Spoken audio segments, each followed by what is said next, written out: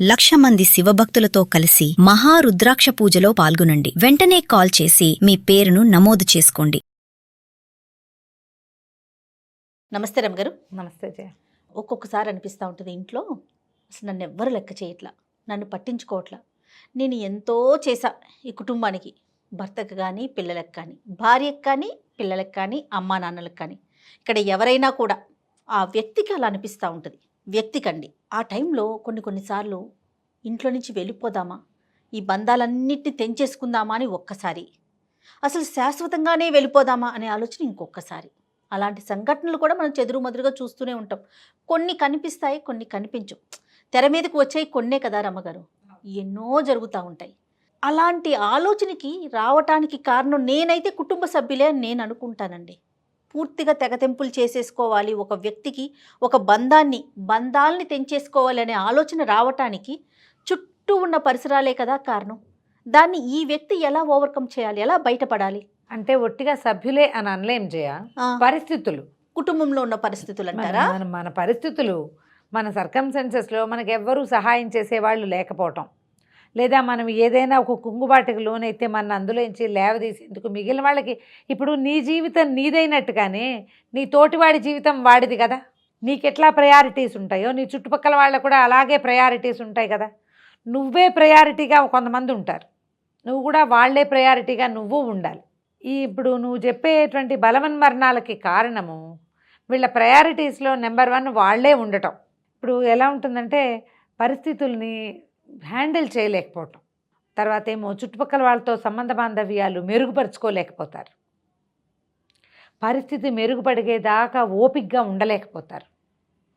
దీనికి తోడు ఇదివరకటికి ఇప్పటికి ఏంటంటే మనకి సమాజం పెద్దది, మనకి కుటుంబాలు చిన్నవి. ఇక్కడ మన పరిస్థితుల్ని షేర్ చేసేందుకు, చెప్పుకునేందుకు సరైన స్నేహితులు, అక్కచెల్లెలో, బంధువులో, బాంధవ్యాలు అవి సరైనవి లేకపోవటం. మనం ఎవరితోటి సరిగ్గా లేమనుకో, ఏదో అంటిముట్టినట్టుగా ఉంటాం. మనకి చాలా కష్టం వచ్చినప్పుడు నువ్వు ఎవరితోటి పంచుకోగలుగుతావు? ఒంటరితనం నిన్ను కుంగదీసేస్తుంది. నువ్వు ఇప్పుడు పారిపోదాం, ఇంకోటి ఏదో చచ్చిపోతాం ఏదో అనిపిస్తుంది. చెడ్డ మాట కానీ అనిపిస్తుంది. ఇప్పుడు ఈ అనిపించే క్షణానికి మనం అప్పుడు తాత్కాలికంగా ఏం చేయగలం? కొంతమంది అలా అనిపించినప్పుడు కడుపును పుట్టిన బిడ్డలు కొంతవరకు కాపాడగలుగుతారేమో. అంటే ఒక ఆలోచన వచ్చేస్తుంది ఆ వ్యక్తికి, అయ్యో నా బిడ్డలు ఉన్నారు కదా, వాళ్ళ కోసమైనా బతకాలి అనేది కొంతమందికి. అలా కూడా చూడాల. కొంతమంది ఆ పిల్లల్ని కూడా చంపేస్తున్నారు కదా. ఇది మరీ ఘోరం అండి. పిల్లల్ని చంటి బిడ్డల్ని కూడా చంపేసి వాళ్ళతో పాటు తీసుకెళ్ళిపోతున్నారు. నువ్వు ఎందుకు హ్యాండిల్ చేయలేవు? పోరాట పటిమ లేదు జయ మనుషుల్లో.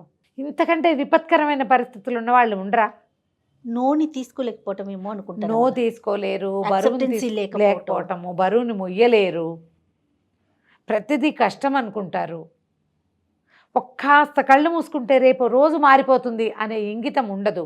ఆ క్షణం నేనే ఇదంతా కష్టపడతాను, నాలాగా కష్టపడే వాళ్ళు ఎందరో అనిపించదు. అనారోగ్యాలతో తీసుకుని ఉన్నవాళ్ళు, డబ్బు కష్టాలతో మొత్తం వ్యాపారాలు డబ్బంతా పోగొట్టుకుని ఉండేవాళ్ళు, పిల్లలు చనిపోయిన వాళ్ళు, లేదా అమ్మా నాన్నలు చనిపోయిన వాళ్ళు, పిల్లలు పుట్టకుండా ఉండిపోయి, లేదా పుట్టి పిల్లలు చనిపోతూ ఉన్నవాళ్ళు, వాళ్ళందరూ బాగానే ఉన్నారే, బతికే ఉన్నారు, భగవంతుడు ఇచ్చిన బతుకుని చేస్తున్నారు. నేనెందుకు చేయలేకపోతున్నాను అని క్వశ్చన్ వేసుకోరు. ఎంతసేపు సెల్ఫ్ పిటీ చేయ. అసలు ఈ రోజున సమాజాన్ని పట్టి పీడిస్తున్న పెద్ద సమస్య సెల్ఫ్ పిటీయే. కరెక్ట్ మాట రమ్మగారు. నన్ను ఎంతసేపు నేను చాలా కష్టపడుతున్నాను, నేను చాలా కష్టపడుతున్నా, నేను చాలా పనిచేస్తున్నాను, నేను రాత్రంతా పనిచేశాను, నేను అది చేశాను. నీలాగా పనిచేసేవాడు లేడు. ఎవరి కోసం? నా కోసమే కదా. లోకోపకారం ఏమీ చేయటం. మనం ప్రపంచానికి చేసే ఉపకారం కాదు, సొంతానికే ఇవన్నీ. మన కోసం, మన పిల్లల కోసం, మన కుటుంబమే కదా. నాతో ఉండడానికి ఎవరు లేరు, మా పిల్లలే ఉన్నారు. ఎవరుంటారు నీ పిల్లలు కాక? లేదా నాకెవరు లేరు, అమ్మా నాన్న లేరని బాధపడే వాళ్ళు కొంతమంది ఉంటారు జయ. ఎవరికి అమ్మా నాన్న శాశ్వతంగా నువ్వు ఉన్నన్నాళ్ళు ఉంటారో చెప్పు. మేము పెద్దవాళ్ళం అయ్యేదాకా మా తాతగారు మామగారు ఉన్నారండి. మా నాన్న వాళ్ళ ఛత్రఛాయలో మమ్మల్ని పెంచేశారు. మా పిల్లలు కొంచెం పెద్దవాళ్ళేసరికి మా అమ్మ నాన్న వెళ్ళిపోయారు. మాకు ఇప్పుడు ఎవరు లేరు, మేము ఎవరితో చెప్పుకోవాలి? అదొక సమస్య, చాలా సమస్య, చాలా దిగులు, డిప్రెషన్, భయపడతారు. జీవితం పట్ల భయం, అభద్రతాభావం. పెద్దవాళ్ళు ఎవరు లేరు, మాకు పెద్దవాళ్ళు ఎవరు లేరు. ఉన్నవాళ్ళేమో ఆ పెద్దవాళ్ళని మొహాలు కూడా చూడకుండా ఉన్నవాళ్ళు కోకొల్లలు. మనకి ఇది చూస్తూ ఉన్నాం, ఇది ఎక్కువ చూస్తున్నాం. ఇది ఎక్కువ చూస్తాం. వాళ్ళు బాధపడుతున్న సంగతి మనకు తెలియదు.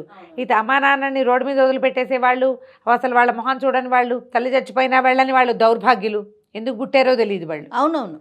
అమ్మా నాన్నని వారానికి ఒకసారైనా ఫోన్ చేసి మాట్లాడని వాళ్ళు, అస్సలు కుశలం కనుక్కోని వాళ్ళు, మొహం చూడని వాళ్ళు, దీంతో పాటుగా పిల్లల్ని వదిలిపెట్టేసి వెళ్ళిపోయే తల్లులు. ఇదివరకు సమాజంలో ఇంత ఉండేది కాదు, ఇప్పుడు ఎక్కువ కనిపిస్తుంది. వీళ్ళు కనపడుతున్నారు మనకి. ఇవేవి కష్టాలు కావు, వీటిని ఓవర్కమ్ చెయ్యొచ్చు మనం. దీంతో పాటుగా అనారోగ్యం ఒకటి పెద్ద బాధ, డిప్రెసివ్గా అయిపోవటం. ఈ డిప్రెషన్లో కుంగుబాటు, ఏదైనా మనం అనుకున్న పని అవ్వకపోవటం, వ్యాపారంలో డబ్బులు పోవటం, ఎవరూ కలిసి రాకపోవటం, కుటుంబ సభ్యులు ఎవరు సపోర్ట్ చేయలేదు అనిపించటం, పెద్ద బాధ అది. అవును. ఎవరు నన్ను సపోర్ట్ చేయట్లేదు, చాలామందే ఉంటారు సభ్యులు కానీ సపోర్ట్ చేయట్లేదు అనిపిస్తుంది. అవి కొన్ని బాధలు. దానివల్ల చిన్న వయసు అని లేదు, పెద్ద వయసు అని లేదు, ఇంత వయసు వచ్చాక ఎలాగూ 4 ఏళ్లలో వెళ్ళిపోయే వాళ్ళు ఎందుకు ఇప్పుడు చేసుకున్నారు అనిపిస్తుంది కొంతమందిని చూస్తే.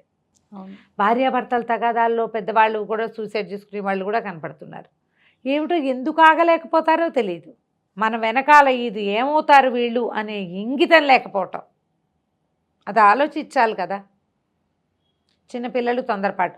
ఇప్పుడు అసలు చిన్న పిల్లలు అయితే సెల్ ఫోన్ కొని ఇవ్వలేదని, అమ్మా నాన్న కేకలేసారని, అక్క రిమోట్ ఇవ్వలేదని, అలాంటి కారణాలతో కూడా చూస్తూ నేను అనుకుంటా వీళ్ళు బలవన్ మరణాలు టీవీలో వార్తలు బాగా విని ఇలా చేస్తే వీళ్ళ రోగం కుదురుతుందని చేస్తున్నారు. సర్కమ్స్టెన్సెస్ ఆలోచించుకోరు.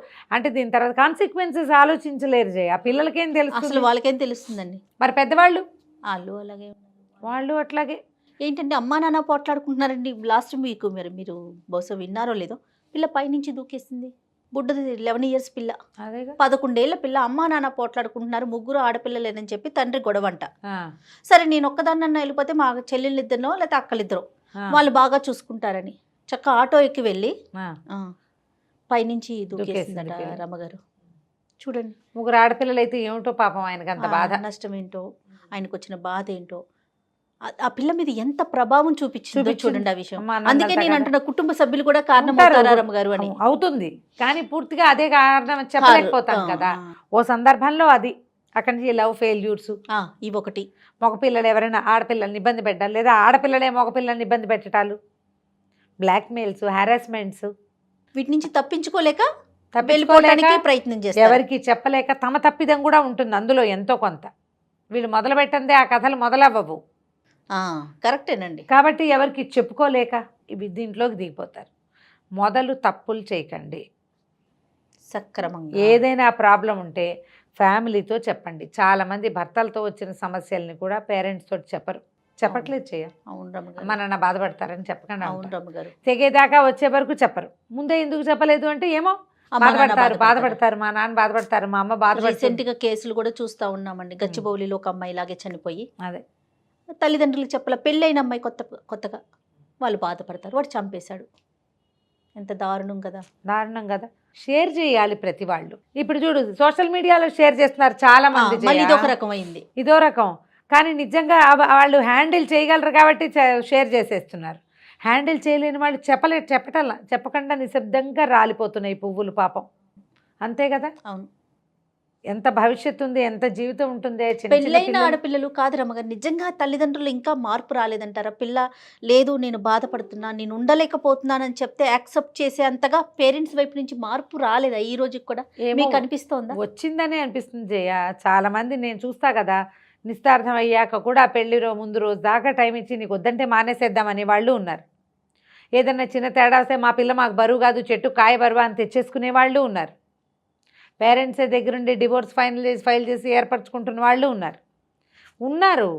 ఉన్నా కూడా ఇప్పుడు ఏంటంటే ఏదో పెళ్లి చేస్తారా జయ, కష్టపడి ఇంకెంతసేపు ఆ పెళ్ళిని నిలబెట్టుకోవాలని ట్రై చేస్తారు. ఆ అమ్మాయి చేయలేకపోతుంది, వీళ్ళు చేసేస్తారు. వీళ్ళు సర్దుకోవటమో, దాన్ని సవరించుకోవటమో, దాన్ని లైన్లో పెట్టుకోవటమో వీళ్ళకి రాదు. హ్యాండిల్ చేయలేకపోతున్నారు పిల్లలు. ఆడపిల్లలే హ్యాండిల్ చేసుకోలేకపోతున్నారా? పిల్లలు కూడా ఇన్ ద సెన్స్ ఈ కొత్తగా పెళ్ళైన పిల్లలే హ్యాండిల్ చేసుకోలేకపోతున్నారు. హ్యాండిల్ చేసుకోలేకపోవడం ఒక పెద్ద సమస్య. పైగా ఏంటంటే ఇంకా నా టాప్ ప్రయారిటీ నాకు ఇవ్వలేదన్న కష్టము అదొకటి. నాకు ఎక్కువ ఫోకస్ నా మీద లేదని, నేను చెప్పినట్టు వినలేదని, నేను అడిగినట్టు చేయలేదని, నాకు కావాల్సింది ఇక్కడ కుదరటం లేదని. సమయం ఇస్తే అన్నీ అవుతాయి. అన్ని వైపులా మార్పు రావాలి రమ్మగారు. ఇటు పేరెంట్స్ వైపు నుంచి పిల్లలు ఎందుకు చెప్తున్నారని, తర్వాత ఓర్చుకునే తత్వం ఇటు పిల్లలకి. తనువు చాలించటమే సమస్యకి పరిష్కారం కాదని ఆ వ్యక్తికి తెలియాలి. ముందు ప్రాణం విలువ తెలిసి ఉండాలి కదా. కానీ ఎంత ధైర్యం ఉండాలి కదా ప్రాణం తీసుకోవటానికి అనిపిస్తుంది నాకు. చావడానికి చాలా ధైర్యం కావాలి. ఆ ధైర్యాన్ని బతకడానికి ఎందుకు చూపించరు అని అడుగుతా నేను. చచ్చిపోవడానికి చాలా ధైర్యం కావాలి జయ. అవును. ఎంత చావుకి తెగించడం అంటే చిన్న పని కాదు. పాయింట్, నీకు ఆ తెగువ, ఆ తెంపరితనం, చచ్చిపోవాల్సిందే అనుకునేటువంటి ఆ గుణం, బతకాల్సిందే అని ఎందుకు అనుకోవు నువ్వు? భగవంతుడు నీ అంతటి నువ్వు పుట్టని దానివి, నీకు ఏం హక్కు ఉంది అది తీసేయటానికి? మనకి ఏ హక్కు లేదు. బలవన్మరణాలకి పాల్పడద్దు. సమస్యని ఒకవైపు నుంచి రాకపోతే రెండో పక్క నుంచి నరుక్కురండి. బతకలేని, వీళ్ళతోటి ఉండలేము అనుకుంటే విడిగా బతకండి. సమస్య నుంచి పారిపోండి, వేరే చోటకెళ్ళి బతకండి. వేరే చోటుకెళ్ళి బతకండి. పేరెంట్స్కి, ఫ్రెండ్స్కి, ఫ్యామిలీకి షేర్ చేయండి మన కష్టాన్ని. ప్రపంచానికి తెలియజేయండి మీ ఇబ్బందిని. నీకు ప్రెషర్ రిలీవ్ అయిపోతుంది. నీకు సహాయం లభించకపోతే పీడా పోయేది. అవును. అణిచి ఉంచుకుని దుఃఖోద్వేగం ఒకటి ఉంది కదా, అది తగ్గిపోతే సరిపోతుంది అంతే. ఇప్పుడు ఇందులో డబ్బు కష్టాలు ఉంటాయి, ఆర్థికమైన కష్టాలు చాలా ఉంటాయి జయ. ఇప్పుడు మనం చూస్తున్నాం కదా, కాల్ మనీలు రకరకాలు ఉన్నాయి. అవి కాకుండా వీళ్ళే వ్యాపారాల్లో అప్పులు చేసుకుంటారు. పెద్ద పెద్ద వాళ్ళు, రాష్ట్రాలకే ఉన్నాయి కోటాను కోట్ల అప్పులు. అవి వాళ్ళంతా బాగానే ఉన్నారు, చక్కగా టింగురంగా మనకేమిటి? వాళ్ళకు తీరని అప్పు రేపు తీరుతుంది. వాళ్ళు కొంచెం అవతల వాళ్ళు ప్రెషర్ చేస్తారు.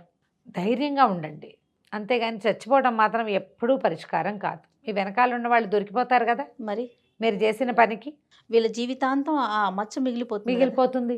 ఆ పేరెంట్సో, అమ్మాయి పేరెంట్సో, అతని పేరెంట్సో, అక్క చెల్లెళ్ళో వాళ్ళు మోసుకోవాల్సి వస్తే మరి ఆ బరువుని మీరేమో పారిపోతారు, వాళ్ళు దొరికిపోతారు కదా. కొంచెం ఆలోచించాలి దాని మీద. మళ్ళీ ప్రధానమైంది కష్టాన్ని షేర్ చేసుకోండి, మనుషుల్ని ఉంచుకోండి. అంతే కదా, అంతే. మనుషుల్ని ఉంచుకోవాలి, పెద్దవాళ్ళని ఉంచుకోండి మనతో పాటు ఉంటే.